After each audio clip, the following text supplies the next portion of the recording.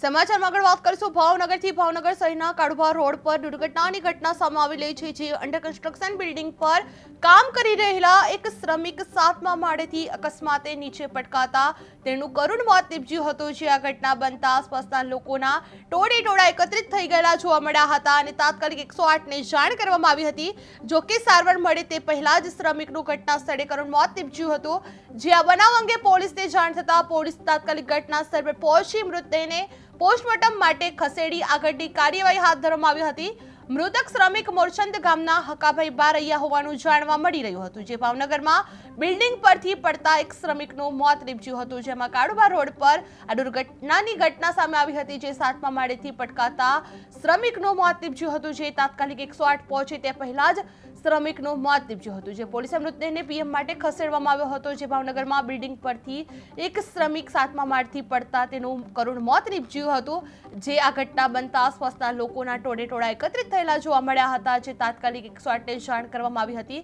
પરંતુ જો કે સારવાર મળે તે પહેલા જ શ્રમિકનું ઘટના સ્થળે કરુણ મોત નીપજ્યું હતું જે આ બનાવ અંગે પોલીસને જાણ થતા પોલીસે ઘટના સ્થળ પર પહોંચી આવી હતી અને મૃતદેહને પોસ્ટમોર્ટમ માટે ખસેડી પોલીસ દ્વારા આગળની કાર્યવાહી હાથ ધરવામાં આવી હતી મૃતક શ્રમિક મોરચંદ ગામના હકાભાઈ બારૈયા હોવાનું જાણવા મળી રહ્યું હતું જે ભાવનગરમાં બિલ્ડિંગ પરથી પડતા એક શ્રમિકનું મોત નીપજ્યું હતું જેમાં કાળુભા રોડ પર આ દુર્ઘટનાની ઘટના સામે આવી હતી જે 7મા માળેથી પટકાતા